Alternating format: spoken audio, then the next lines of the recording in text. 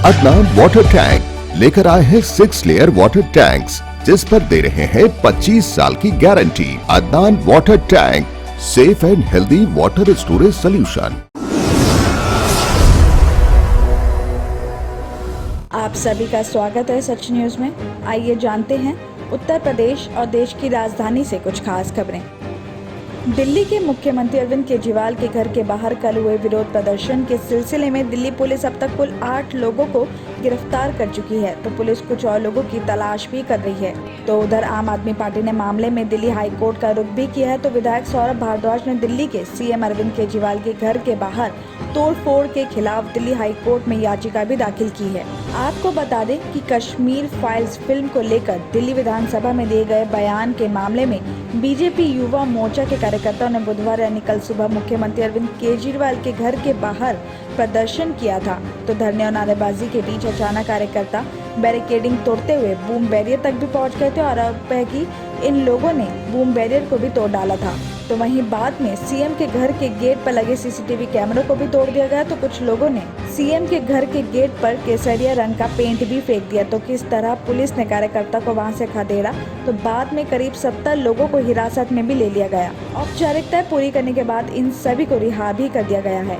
Police पर जानबूझकर BJP कार्यकर्ताओं को ढील देने के आरोप लगे, तो पुलिस ने सरकारी काम में बाधा, ड्यूटी के दौरान हमला करने, सरकारी आदेश के उल्लंघन और सार्वजनिक संपत्ति को नुकसान पहुंचाने का मामला दर्ज कर लिया है। फिलहाल पुलिस सीसीटीवी और वीडियो फुटेज के आधार पर इनकी पहचान करने की कोशिश कर रही है। इस मामले में उप मुख्यमंत्री का आरोप है कि मुख्यमंत्री अरविंद केजरीवाल की हत्या करवाने की बीजेपी साजिश रच रही है। सिसोदिया ने प्रदर्शनकारी को बीजेपी का गुंडा तक करार कर दिया है। साथ ही पंजाब के मुख्यमंत्री भगवत सिंह मान का कहना है कि आज बीजेपी सिर्फ आप और अरविंद केजरीवाल से डरती है और दिल्ली के मुख्यमंत्री घर पर हमला इसी बौखलाहट का नतीजा है।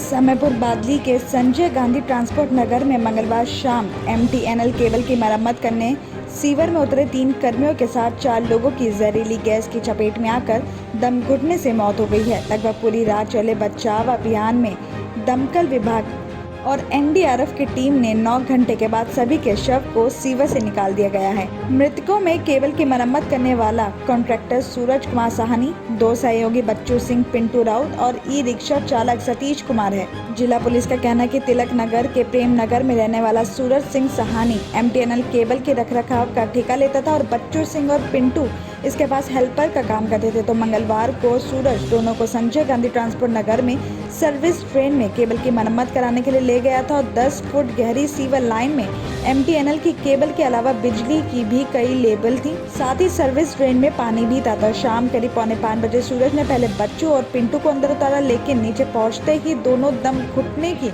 बात करके चिल्लाने लगे। तो फौरन सूरज भी नीचे उतरा, तो लेकिन वो भी अंदर फंस गया और इस दौरान लोगों की वहां भीड़ जुट गई। साथ ही वहां से ई रिक्शा लेकर गुजर रहे सतीश ने शोर शराबे के बीच लोगों को खड़े देखा। तो सतीश ने सीवर में झांककर देखा तो अंदर फंसे तीनों लोग छटपटा रहे थे।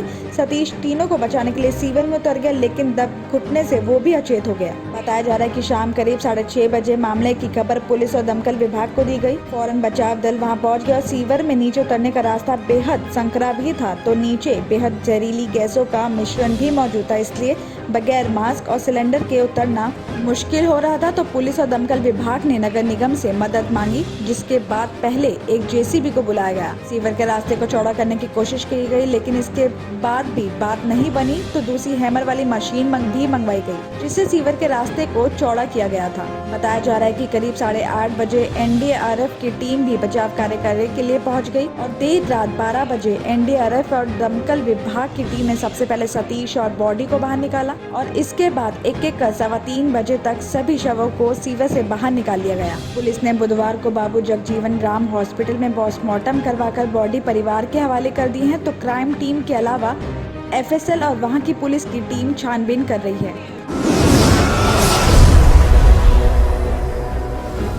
गाजीपुर लैंडफिल साइट पर लगी आग अब तक नहीं बुझाई जा सकी है। आसपास की कॉलोनियों के लोग कचरे से निकल रहे जहरीले धुएं से परेशान हो रहे हैं, तो लोगों के घरों में कोने कोने तक धुआं चला गया है और घर में रखे सामान कपड़े और बाकी चीजों में धुएं की दुर्गंध भी आने लगी है। गाजीपुर लैंडफिल साइट को हालात देखकर लगता है कि अब पूर्वी दिल्ली नगर निगम से ये आग नहीं बुझ पाएगी, तो निगम ने हार भी मान ली है। ऐसा इसलिए क्योंकि बुधवार को यहाँ दमकल ने पानी की तेज धार के माध्यम से आग बुझाने की बजाय मलबे से आग को दबाया जा रहा है। तो इस काम में कई बुलडोजर भी लगाए गए हैं। तो इसे देखकर सवाल ये भी खड़ा होता है कि क्या ऐसे आग बुझ पाएगी, क्योंकि सालों से दबे मलबे के अंदर मीथेन गैस की भरमार होती है और जब तक कूड़े में कहीं एक भी चिंगारी जिंदा रहेगी और तब तक आग बुझने की संभावना ना के बराबर होगी।